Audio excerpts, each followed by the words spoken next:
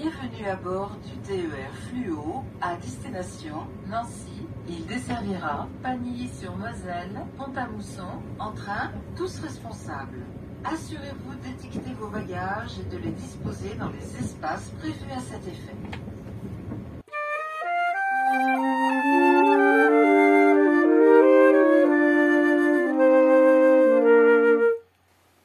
Bonjour à tous et bienvenue dans le Tricotrain. J'espère que vous vous portez tous très bien. On se retrouve aujourd'hui pour la première vidéo de l'année 2025. Donc pour cette vidéo, je ne me filme pas face caméra parce que j'ai beaucoup de choses plus intéressantes que ma tête à vous montrer. Donc on commencera par les ouvrages que j'ai terminés. Ils sont déjà là installés, que vous voyez déjà. Ensuite, je vous parlerai de l'encours, le gros encours que j'ai en ce moment, que j'ai débuté en janvier et qui me tiendra sûrement plusieurs semaines. Et puis on terminera sur les achats de laine que j'ai fait dernièrement, des achats de laine en prévision de mes projets futurs. Donc voilà, les choses que j'ai terminées ce mois-ci. Nous avons là des petites brassières pour bébé. Donc je vous en avais parlé déjà précédemment. Ce sont des brassières que j'ai réalisées pour des cadeaux à offrir, des cadeaux de naissance à offrir. Donc j'en ai confectionné deux dans de la pure laine. Ça se tricote avec des aiguilles plutôt fines, du 2,5-3. Voilà, 100% laine avec une jolie ruban d'organza qu'on passe dans l'encolure. Voilà, donc ces petites brassières réalisées à partir d'un modèle, un modèle qui sort de cet ouvrage-là. Alors, est-ce qu'on voit là comme ça? Hop, voilà, c'est mieux cadré. Les petits tricots pour bébé, d'Erika Knight. Un très beau livre que j'ai acheté il y a longtemps. J'ai craqué sur ce bouquin parce qu'il était vraiment très joli, des modèles plutôt simples à réaliser. Puis comme le titre le dit, le sous-titre tendre et raffiné, c'est exactement ça. Vraiment très beau ce bouquin avec de magnifiques photos. Voilà, je tourne un peu les pages rapidement pour vous montrer voilà ce qu'on y trouve. Là, ça correspond au modèle de brassière que j'ai tricoté. Voilà, il y a des belles petites choses, des petits chaussons, voilà, un petit pull au vert, etc. Voilà, des collants, on peut tricoter des collants pour bébé. Donc voilà, j'ai suivi les explications qui étaient indiquées dans l'ouvrage. J'ai dû faire quelques petites adaptations au niveau des emmanchures, mais vraiment 3 fois rien. Voilà, c'était un plaisir à tricoter. Voilà, il y a même un petit ourson. Vous voyez ça, le petit ourson, j'ai souvenir d'en avoir tricoté il y a quelques années aussi, dans le cadeau de naissance. Voilà, très sympa. Ça, c'est la première chose que j'ai terminée cette année. C'est de jolies petites brassières. Il me reste plus qu'à les emballer. J'essaie de montrer d'un petit peu plus près. Voilà, c'est joli. Il me reste plus qu'à les emballer et les offrir. Je vous les montre alors que c'est pas offert. Je pense qu'il n'y a aucun risque pour que les mamans ne découvrent à l'avance ce qui les attend. Hop. Une deuxième chose que j'ai terminée ce mois de janvier, ce sont 2 écharpes. Petites écharpes au crochet. Petites, elles sont vraiment pas longues. Hop là, est-ce qu'on voit toute la longueur comme ça? Je contrôle là, voilà. Elles sont vraiment, ça fait à peine 1 mètre. À peine 1 mètre de long. L'extrémité est plus étroite et repliée et cousue pour former une coulisse. Et puis en fait, on passe le bout de l'écharpe dedans pour se l'enrouler autour du cou. et ça fait un effet foulard ou genre de cravate que l'on porte autour du cou. Le motif, c'est un motif un peu japonisant, un peu floral comme ça, avec des arceaux, euh, des sortes de noppes comme ça. Voilà. Et ce modèle-là, donc je l'ai fait en deux couleurs différentes, deux qualités de laine différentes. Celle-ci, j'oublie, c'était peut-être de la Bercelonnette. Bercelonnette, je sais plus quelle, possible que ce soit du Bergère de France, peu importe. Et là, je connais pas du tout la marque. C'est une pelote que j'avais achetée chez Emmaüs. Donc il n'y avait pas de bague. Mais c'est du mohair. Ça se voit que c'est du mohair mélangé. Peut-être pas 100% mohair mélangé. Voilà. Crocheté avec un crochet très fin. Je me souviens, ça devait peut-être du 2,5, 3 hein, aussi pour crocheter. C'est un modèle que j'avais vu dans un livre que je n'ai pas. C'est un livre qui était en bibliothèque. J'ai fait des photocopies. C'était un livre d'ouvrages, hein, travaux d'aiguille, japonais, couture, voilà, de la couture, surtout un peu d'ouvrage au tricot et au crochet. Alors les ouvrages japonais, là, les bouquins, je sais pas si vous connaissez, ils mettent un tas d'informations dans un espace complètement limité, réduit. Donc les explications hein, de ces écharpes, elles se réduisent en fait à ça, quoi, un diagramme. Il y a un bout de la page que j'ai pas pris à la photocopie, c'était quelques phrases, le peu de texte qu'il y avait, simplement, il y avait du texte pour dire le matériel à utiliser. Et en termes d'explication, c'est vous montez tant de mailles, vous crochetez comme ci en suivant le diagramme. Donc voilà. Bon, il y a un petit problème de mise au point. Donc et ces écharpes là, je les avais entièrement crochetées, mais alors il y a un temps phénoménal, et j'avais juste pas fait les finitions. Donc en janvier, j'ai fait les finitions. En fait, je les avais complètement oubliées au fond d'un carton. J'ai remis la main dessus. Je me suis dit, mais c'est vraiment stupide de ne pas les avoir achevées. Donc j'ai fait mes finitions. Je suis bien contente. Voilà. Ça, sur le sujet des choses faites pendant ce mois-ci, sujet vidé. Voilà. Ensuite, ce que j'ai commencé à faire en janvier. Alors, je me déplace, je vais chercher ça. C'est le grand encours, je vous dis, qui va me prendre pas mal de temps, qui va me prendre sûrement plusieurs semaines. Pareil, je vous en avais déjà parlé. Il s'agit du pull que je vais tricoter pour mon fils. Parce que mon fil rouge de cette année, c'est tricoter pour d'autres que moi. En commençant par mes proches, c'est-à-dire mes enfants, mon mari. Donc, j'ai démarré un pull pour mon fils. Ça, je vous en parlerai, je montrerai ensuite les détails du début de la réalisation. En préparatif, hein, donc il y a eu des choix de laine. Il s'est positionné pour de la laine de pays de chez Bergère de France. Donc, voilà, bleu. Avant de démarrer, donc j'ai pris des mesures, j'ai fait des calculs, j'ai regardé la quantité de laine que j'avais en poids, en nombre de mètres, et j'ai eu un doute sur le fait d'avoir suffisamment de laine pour lui faire le pull en entier dans cette laine de couleur bleue.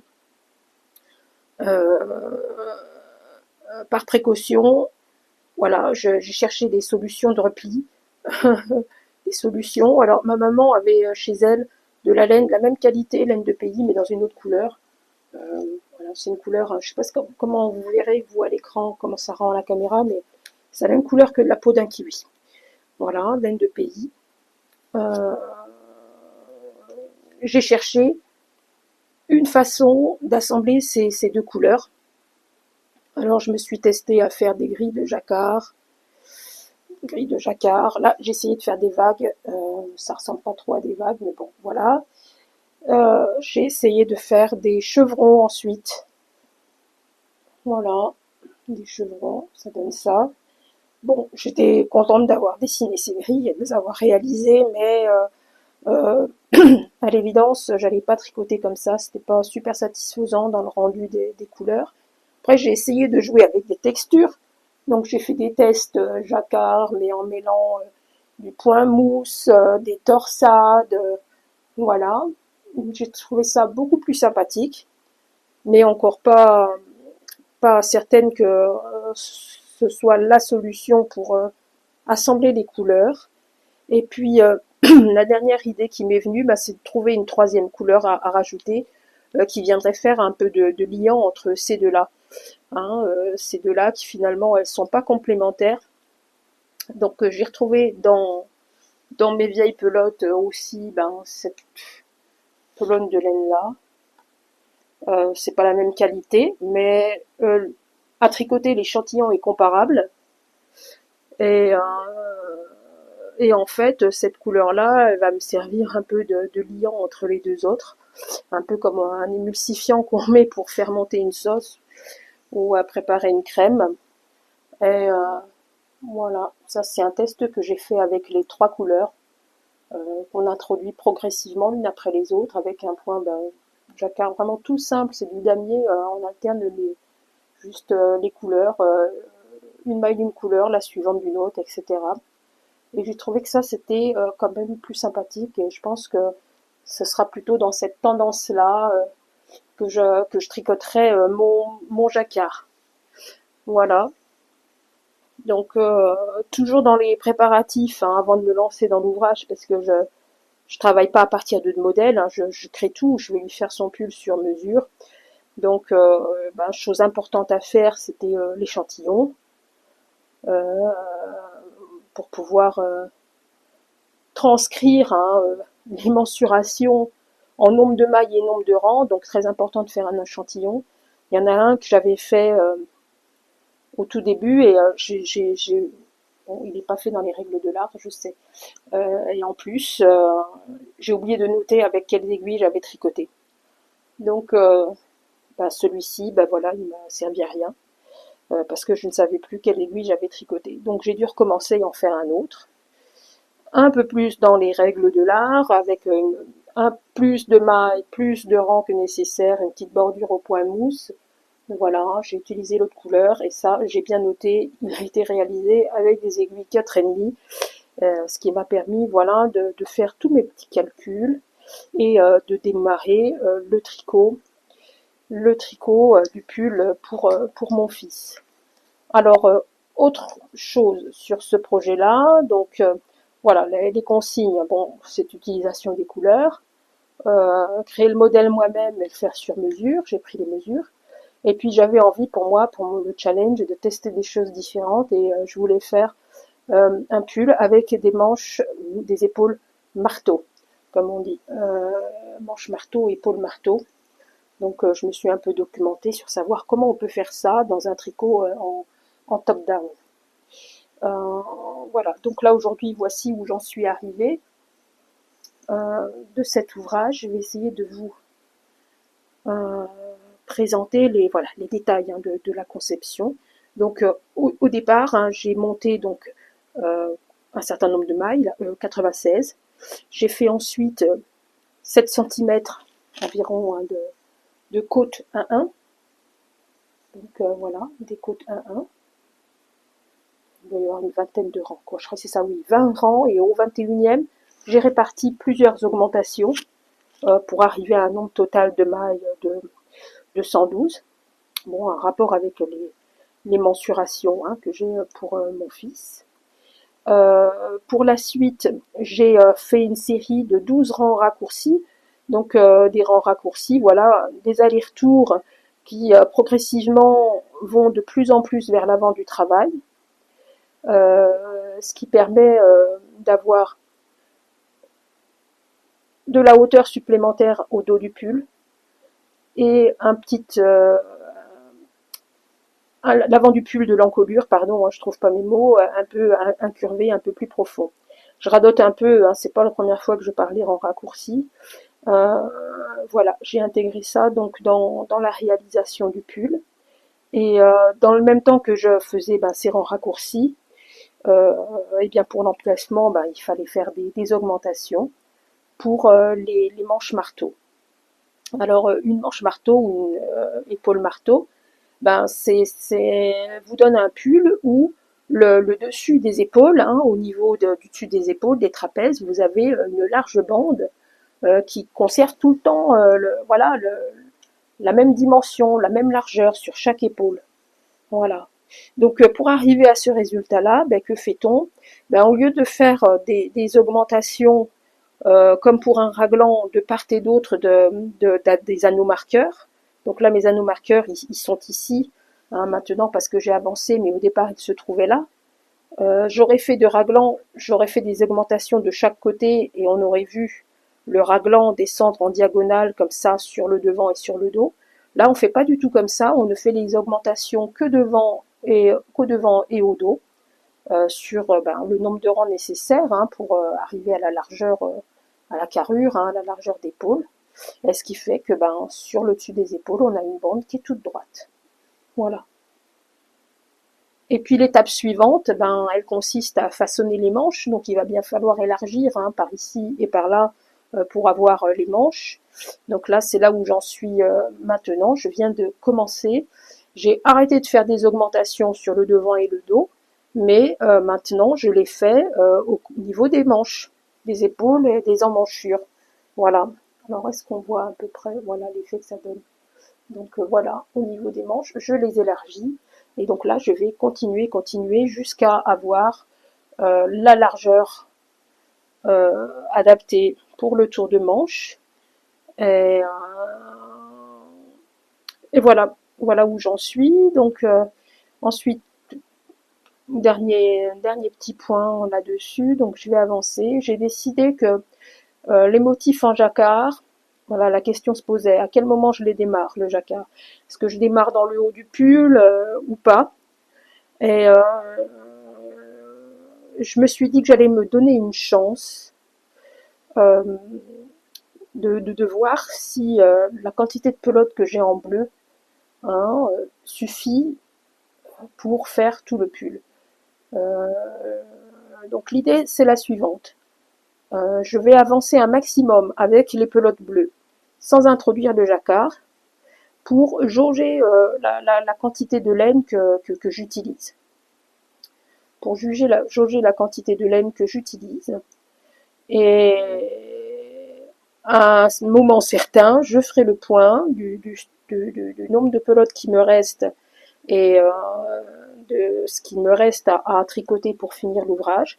Si je m'aperçois que, à l'évidence, c'est impossible de finir le pull tout en bleu, j'introduirai le motif en jacquard. Donc voilà.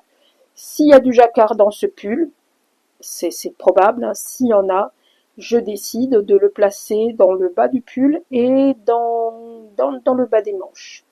Voilà. Donc là, je pense que je vous ai à peu près tout dit pour aujourd'hui. J'essaierai d'introduire quelques petites photos. J'ai pris des photos hein, de l'avancement de ce projet. Que dire d'autre? Non, les photos. Ah oui, les photos.